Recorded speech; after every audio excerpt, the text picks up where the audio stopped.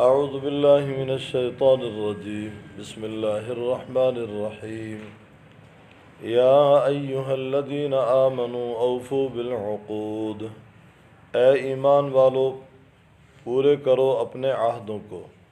احلت لکم بہیمۃ الانعام، حلال کیے گئے تمہارے لیے بہائم چوپایوں کی قسم سے، انعام کی قسم سے، الا ما یتلی علیکم، مگر جو پڑھا جائے اوپر تمہارے، غیر محل الصید، نہ حلال جانو شکار کو اس حال میں کہ تم احرام کی حالت میں ہو۔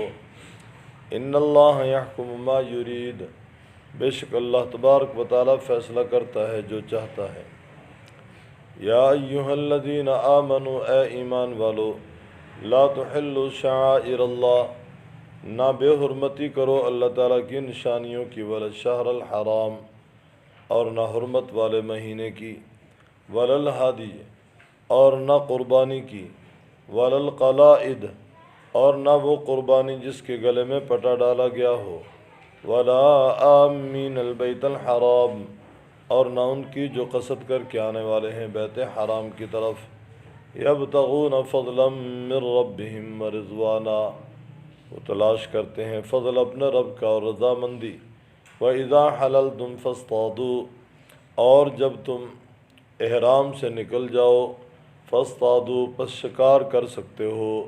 وَلَا يَجْرِمَنَّكُمْ شَنَآنُ قَوْمٍ، اور نہ ابھارے تمہیں دشمنی کسی قوم کے، ان صدوکم، کہ انہوں نے روکا تم کو، عن المسجد الحرام، مسجد حرام سے، ان تعتدوا، کہ تم زیادتی کرو۔ وتعاونوا علی البر والتقوی، اور تعاون کرو اوپر نیکی کے اور اوپر پرہیزگاری کے۔ ولا تعاونوا علی الاثم والعدوان، اور نہ تعاون کرو اوپر گناہ کے اور زیادتی کے۔ واتقوا اللہ، اور ڈرو اللہ تعالیٰ سے، ان اللہ شدید العقاب، بے شک اللہ تبارک و تعالیٰ سخت عذاب دینے والا ہے۔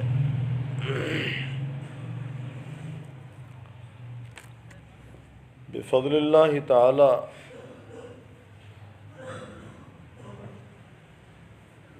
سورہ نساء تک ہماری 4 صورتیں مکمل ہوئیں۔ سورہ نساء کے بعد 5ویں نمبر پہ سورۃ المائدہ ہے۔ ترتیب تلاوت میں اس کا نمبر 5 ہے، اور ترتیب نزول میں اس کا نمبر ہے 112۔ اس کا اکثر حصہ ہجرت کے بعد نازل ہوا، اسی وجہ سے یہ صورت مدنی کہلاتی ہے۔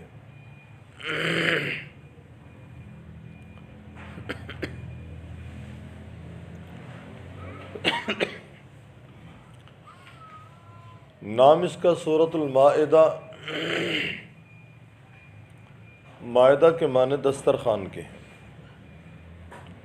مائدہ وہ دسترخوان جس پہ کھانے چن دیے گئے ہوں، اور بغیر کھانے چنے ہوئے دسترخوان جو ہے وہ عربی میں خوان کہلاتا ہے۔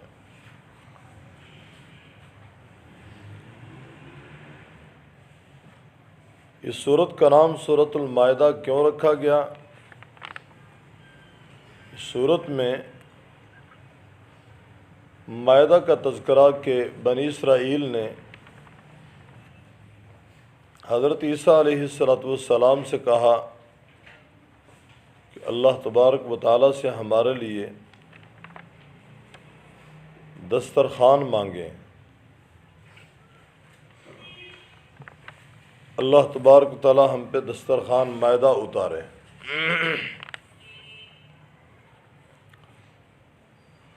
چنانچہ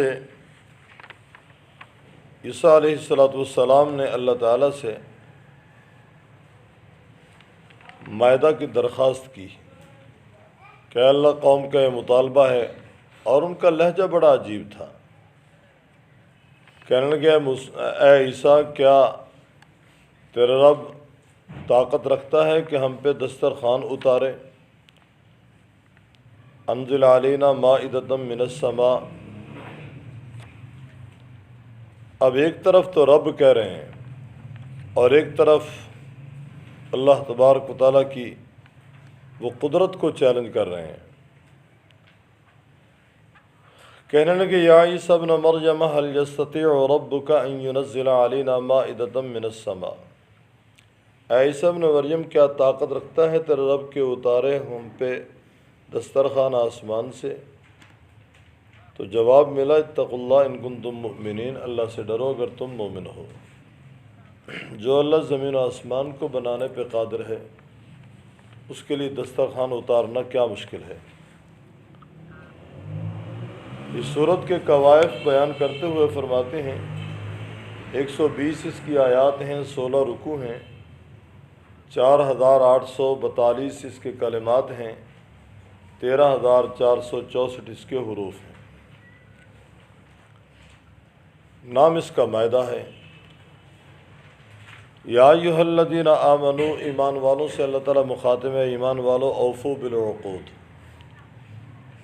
جو وعدے کر چکے ہو ان کا ایفا کرو، اپنے عہدوں کو پورا کرو۔ سب سے پہلا عہد تو عالم ارواح میں اللہ تعالیٰ نے جب لیا الست بربکم، تو سب نے کہا بلا اے اللہ، ہم اقرار کرتے ہیں کہ تو ہمارا پروردگار ہے۔ اس کے بعد سورہ مختلف مقامات پہ ان وعدوں کا ذکر ہے، عہدوں کا ذکر ہے۔ کلمہ طیبہ ہم پڑھتے ہیں، یہ بھی اللہ تعالیٰ سے معاہدہ ہے، لا الہ الا اللہ محمد الرسول اللہ، اللہ تعالیٰ کے سوا کوئی معبود نہیں، محمد صلی اللہ علیہ وسلم اللہ تعالیٰ کے رسول ہیں۔ ہم ایمان مفصل، ایمان مجمل پڑھتے ہیں، وہاں بھی عہد کرتے ہیں وَقَبِلْتُ جَمِيعَ احکامہ۔ تو ایمان والوں سے اللہ تعالیٰ فرما رہے ہیں ایمان والو اوفوا بالعقود، پورا کرو اپنے عہدوں کو۔ عقود عقد کی جمع ہے، عقد کے معنی گرہ کے ہیں، عقد کے معنی وعدے کے۔ احلت لکم بہیمۃ الانعام، حلال کیے گئے تمہارے لیے بہائم جو انعام کی قسم سے ہیں۔ انعام سے وضاحت نہ ہوتی تو پھر ہر جانور اس فہرست میں آ سکتا تھا، کیا کتا کیا بلہ، لیکن انعام میں حلال جانوروں کا تذکرہ ہے۔ بھیڑ نر مادہ، بکری نر مادہ، گائے نر مادہ، بھینس نر مادہ، اونٹ نر مادہ، یہ انعام ہے۔ الا ما یتلی علیکم غیر محل الصید وانتم حرم، مگر وہ جانور جن کی تلاوت کی جائے گی، جن کو پڑھا جائے گا تمہارے سامنے، غیر محل الصید، نا حلال جانے شکار کو محرم احرام کی حالت میں، غیر محل الصید، نا حلال جانے شکار کو اس حال میں کہ وہ احرام میں ہے۔ الا ما یتلی علیکم غیر محل الصید وانتم حرم، انتم جمع ہے، نا حلال جانو شکار کو اس حال میں کہ تم احرام کی حالت میں ہو، یعنی احرام کی حالت میں شکار کو حلال نہ سمجھو۔ ان اللہ یحکم ما یرید، بے شک اللہ تبارک و تعالیٰ فیصلہ کرتا ہے جو چاہتا ہے۔ محرم کہتے ہیں جو احرام باندھ کر تلبیہ پڑھے اور احرام کی پابندیاں اپنے اوپر لاگو کروا لے، وہ محرم ہے۔ اور محرم کے لیے بہت ساری پابندیوں کا لحاظ کرنا پڑتا ہے، جس طرح تکبیر تحریمہ کے بعد آنا جانا، کھانا پینا، باہر دیکھنا، گفتگو کرنا، کسی سے گپ شپ لگانا، سلام کا جواب دینا، سب حرام ہے۔ تکبیر تحریمہ اللہ اکبر کے بعد ہر وہ کام حرام جو پہلے حلال تھا، اب نہیں جائز۔ تو محرم کے لیے بھی احرام کی حالت میں شکار حلال نہیں ہے۔ شکار کی مد میں شکار کی قسم کا کوئی بھی جانور ذبح بھی نہیں کر سکتے۔ ہاں جو گھریلو جانور ہیں ان کو محرم ذبح کر سکتا ہے، مرغی ذبح کر سکتا ہے، بطخ ذبح کر سکتا ہے، بکرا ذبح کر سکتا ہے، اور چھترا ذبح کر سکتا ہے، گائے ذبح کر سکتا ہے، اونٹ ذبح کر سکتا ہے، بھینسا ذبح کر سکتا ہے، یہ جانور ذبح کر سکتے ہیں جو یہ ہیں کھانے والے گھریلو جانور۔ ان اللہ یحکم ما یرید، بے شک اللہ تعالیٰ فیصلہ کرتا ہے جو چاہتا ہے۔ یا ایھا الذین آمنوا، اے ایمان والو، لا تحلوا شعائر اللہ، نہ بے حرمتی کرو اللہ تبارک و تعالیٰ کی نشانیوں کی۔ شاعر شاعرہ کی جمع، شاعرہ علامت کو کہتے ہیں، نشان کو کہتے ہیں۔ امام شاہ ولی اللہ رحمۃ اللہ علیہ فرماتے ہیں شاعر اللہ میں تو بہت ساری چیزیں ہیں، لیکن بڑی 4 چیزیں ہیں۔ ایک امام الانبیاء صلی اللہ علیہ وسلم کا وجود مسعود، قرآن کریم، نماز، کعبۃ اللہ۔ فرمایا یہ 4 بڑی چیزیں ہیں شاعر میں، ورنہ تو صفا مروہ بھی شاعر اللہ میں، قربانی بھی شاعر اللہ میں ہے۔ اے ایمان والو، لا تحلوا شعائر اللہ، نہ بے حرمتی کرو اللہ تعالیٰ کی نشانیوں کی، ولا الشہر الحرام، اور نہ حرمت والے مہینے کی، ولا الہدی، اور نہ قربانی کی۔ ہدی وہ قربانی ہے جو حج کے موقع پہ حاجی ساتھ لے کے جاتا ہے۔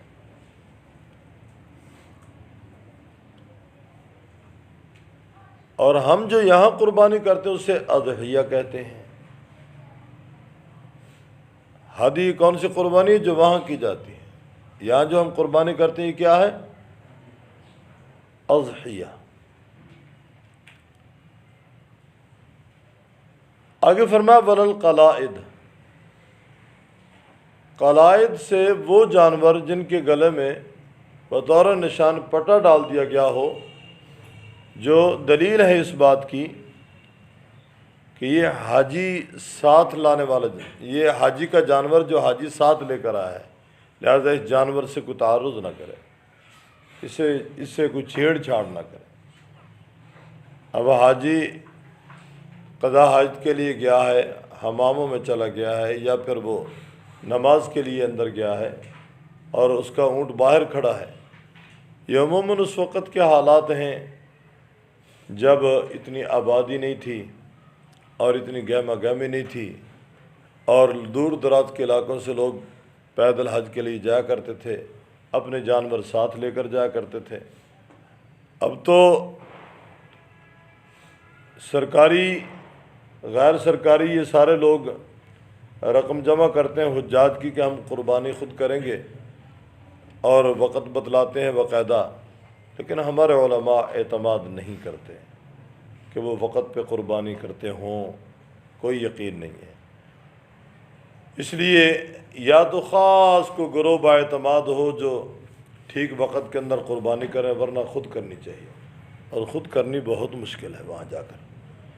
بہرحال جسے اللہ تبارک تعالیٰ توفیق دے دے، ناممکن تو نہیں ہے ممکن، لیکن بڑا مشقت والا عمل ہے۔ مینا کے یہ 4-5 دن بڑے مشقت کے ہیں۔ مینا تک پہنچنے والا آدمی ویسے ہی تھکا ہوا ہوتا ہے، پھر مینا کے بعد اس نے مزدلفہ میں جانا ہے، عرفات میں جانا ہے، عرفات سے پھر مزدلفہ میں آنا ہے، اس کے بعد اس نے جمرات پہ جانا ہے، جمرات کے بعد پھر اس نے قربانی کرنی ہے، پھر اس نے طواف زیارت کے لیے آنا ہے، صفا مروہ کی سعی بھی کرنی ہے، قربانی کا یقین ہو جائے تو حلق بھی کروانا ہے، پھر دوبارہ جمرات کے لیے مینا میں اگلے دن جانا ہے، پھر اگلے دن جانا ہے۔ یہ 4-5 دن کا جو دورانیہ ہے نا، یہ مشقت والا ہے۔ یہاں دبے لفظوں میں ہدایات دی جاتی ہیں کہ کوئی لمبے چوڑے دسترخوان نہ لگانا، بہت زیادہ کھانے کی کوشش نہ کرنا، اور کیا کہتے ہیں فروٹ پہ یا پھر ڈرائی فروٹ پہ گویا کہ اپنی خوراک کا انحصار رکھنا، یہ دو لفظوں میں ہدایات بھی دی جاتی ہیں۔ تو بہرحال ولا القلائد ولا آمین البیت الحرام، اور نہ وہ جو قصد کر کے آنے والے ہوں بیت حرام کی طرف، یعنی جن حاجیوں نے ارادہ کر لیا ہے بیت اللہ کی طرف جانے کا حج کے ارادہ سے، فرمایا ان سے بھی گویا نہ الجھنا، ان کی بھی بے حرمتی نہ کرنا۔ یبتغون فضلا من ربہم ورضوانا، وہ تلاش کرتے ہیں فضل اپنے رب کا اور رضامندی۔ عرب کے لوگ حجاج کا بڑا احترام کرتے ہیں، حاجیوں کا بڑا لحاظ رکھتے ہیں۔ بہرحال یہ 2-4 سال سے تو وہ قانونی اپنے تقاضے پورے کرنے کے لیے محرم لوگوں کو بھی کسی وقت پکڑتے ہیں، نہیں چھوڑتے، ورنہ آج سے 10-15 سال پیچھے چلے جائیں، 20 سال پیچھے چلے جائیں تو جس نے احرام باندھ لیا پھر اسے نہیں چھیڑتے تھے، جو حرم کی حدود میں چلا گیا پھر اسے نہیں پکڑتے تھے۔ اور کتنے ایسے لوگ تھے جو رمضان مبارک میں عمرے کی غرض سے جاتے تھے اور پھر حج کر کے واپس لوٹتے تھے۔ اس دوران قانونی لحاظ سے تو وہ مجرم ہیں حکومت کے، کہ اگر وہ حکومت پکڑنا چاہے یا واپس کرنا چاہے تو کر سکتی ہے، کہ پھر بھی لحاظ رکھتے تھے، لیکن آج کل کوئی لحاظ نہیں ہے۔ قانونی بہت ساری پیچیدگیاں اور سختیاں بھی کر دی ہیں انہوں نے۔ یبتغون فضلا من ربہم ورضوانا، تلاش کرتے ہیں فضل اپنے رب کا، رضامندی۔ وَإِذَا حَلَلْتُمْ فَاصْطَادُوا، اور جب تم حلال ہو جاؤ، کیا معنی؟ جب تم احرام سے نکل جاؤ تو تم شکار کر سکتے ہو، تمہیں اجازت ہے۔ وَلَا يَجْرِمَنَّكُمْ شَنَآنُ قَوْمٍ أَن صَدُّوكُمْ، نہ ابھارے تمہیں دشمنی کسی قوم کی کہ انہوں نے روکا تم کو مسجد حرام سے۔ 6 ہجری میں آپ صلی اللہ علیہ وسلم عمرے کی غرض سے تشریف لائے، حدیبیہ کے مقام پہ روک دیے گئے۔ آج کل حدیبیہ کا نام شمیسیہ ہے۔ حدیبیہ کے عنوان سے شاید آپ کو وہاں کوئی رہنمائی نہ ملے، لیکن شمیسیہ کے نام سے رہنمائی ملے گی۔ پرانے روڈ پہ واقع ہے، جو نیا روڈ بنا ہے اس سے کم و بیش 10 کلومیٹر سائڈ پہ جانا پڑتا ہے، پھر جا کر یہ شمیسیہ مقام آتا ہے، اور یہ 18 سے 20 کلومیٹر کا فاصلہ بن جاتا ہے، یا اس سے کم بنتا ہوگا۔ پرانے غالباً 7-8 میل ہیں یا 10 میل ہیں۔ 10 میل ہیں تو یہ 16 کلومیٹر بنتا ہے، کم ہے تو 16 سے کم بنتا ہے۔ تو جس وائے سے پھر وہ سڑکیں انہوں نے بنائی ہیں، کلومیٹر زیادہ بھی ہو جاتے ہیں، اور جو نیا روڈ ہے اس روڈ سے یہ 25-30 کلومیٹر بن جاتا ہے۔ بہرحال شمیسیہ کے مقام پہ روک دی گیا آپ صلی اللہ علیہ وسلم۔ مکہ والوں نے کہا کہ اس سال آپ عمرہ نہیں کر سکتے، آئندہ سال آئیں، عمرہ کریں اور 3 دن کے بعد واپس چلے جائیں۔ چنانچہ 7 میں آپ صلی اللہ علیہ وسلم تشریف لے گئے۔ اس موقع پہ فرمایا کہ پہلے انہوں نے آپ کو روکا تھا، لہذا تم نے پہل نہیں کرنی، کہیں ایسا نہ ہو کہ اس قوم کی دشمنی تمہیں انتقام کے لیے ابھارے، نہ برنگیختہ کرے، ابھارے تمہیں دشمنی کسی قوم کی، ان صدوکم عن المسجد الحرام، کہ انہوں نے روکا تم کو مسجد حرام سے، ان تعتدوا، کہ تم زیادتی کر بیٹھو، وتعاونوا علی البر والتقوی، تعاون کرو نیکی کی بنیاد پہ اور تقوی کی بنیاد پہ، ولا تعاونوا علی الاثم والعدوان، اور نہ تعاون کرو پر گناہ کے اور زیادتی کے، فاتقوا اللہ، اور ڈرو اللہ تعالیٰ سے، بے شک اللہ تبارک تعالیٰ شدید العقاب، سخت عذاب دینے والا ہے۔ یعنی اگر وہ لوگ ابتدا کریں تو پھر ٹھیک ہے، تم بھی ان کے ساتھ لڑو، اور اگر وہ ابتدا نہ کریں تم نے ابتدا نہیں کرنی۔ 4 حرمت والے مہینے تھے، ابتدا میں ان کی حرمت کا تذکرہ ملتا ہے، اب ان کی حرمت اللہ تعالیٰ نے اٹھا لی ہے، ذی القعدہ، ذی الحجہ، محرم اور سفر، ذی القعدہ، ذی الحجہ نہیں، رجب کا مہینہ ہے، ذی القعدہ ذی الحجہ کا مہینہ ہے، ذی القعدہ، ذی الحجہ، محرم اور رجب، 4 مہینے ہیں۔ محرم پہلا مہینہ، پھر اس کے بعد رجب، پھر ذی القعدہ، ذی الحجہ، یہ 4 مہینے حرمت والے تھے۔ ان مہینوں میں بھی یہ حکم تھا کہ تم نے ابتدا نہیں کرنی، اگر وہ ابتدا کرے تو پھر ٹھیک ہے، تم بھی ان سے لڑو۔ یا ایھا الذین آمنوا، اے ایمان والو، اوفوا بالعقود، پورا کرو اپنے عہدوں کو، احلت لکم بہیمۃ الانعام، حلال کیے گئے تمہارے لیے بہیمہ مویشی انعام کی قسم کے، الا ما یتلی علیکم، مگر جو پڑھے جائیں گے اوپر تمہارے، غیر محل الصید، یا جن کی تلاوت کی جائے گی اوپر تمہارے، یا آگے حرمت علیکم میں تذکرہ آ رہا ہے، غیر محل الصید، نا حلال جانو شکار کو اس حال میں کہ تم احرام کی حالت میں ہو، ان اللہ یحکم ما یرید، بے شک اللہ تعالیٰ فیصلہ کرتا ہے جو چاہتا ہے۔ یا ایھا الذین آمنوا، اے ایمان والو، لا تحلوا شعائر اللہ، نہ حلال جانو اللہ تبارک و تعالیٰ کی نشانیوں کو، کیا منع، نہ بے حرمتی کرو اللہ تعالیٰ کی نشانیوں کی، ولا الشہر الحرام، اور نہ حرمت والے مہینے، حرمت والے وہ مہینے وہی میں نے جو عرض کیے ہیں، ذوالقعدہ، ذی الحجہ، محرم اور رجب، اور نہ حرمت والے مہینوں کے، ولا الہدی، اور نہ قربانی، ولا القلائد، اور نہ وہ قربانی جس کے گلے میں پٹا ڈالا گیا ہو، ولا آمین البیت الحرام، اور نہ وہ جو قصد کر کے آنے والے ہیں بیت حرام کی طرف، یبتغون فضلا من ربہم ورضوانا، وہ تلاش کرتے ہیں فضل اپنے رب کا اور رضامندی، فَإِذَا حَلَلْتُمْ فَاصْطَادُوا، جب تم احرام سے نکل جاؤ، فاصطادوا، پس شکار کرو، وَلَا يَجْرِمَنَّكُمْ، اور نہ ابارے تمہیں دشمنی کسی قوم کے، ان صدوکم، کہ انہوں نے روکا تم کو مسجد حرام سے، ان تعتدوا، کہ تم زیادتی کرو، وَتَعَاوَنُوا عَلَى الْبِرِّ وَالتَّقْوَىٰ، اور تعاون کرو اوپر نیکی کے، والتقویٰ، اور اوپر پرہیزگاری کے، وَلَا تَعَاوَنُوا عَلَى الْإِثْمِ وَالْعُدْوَانِ، اور نہ تعاون کرو اوپر گناہ کے، والعدوان، اور زیادتی کے، واتقوا اللہ، اور ڈرو اللہ تعالیٰ سے، بے شک اللہ تعالیٰ سخت عذاب دینے والا ہے، شدید العقاب۔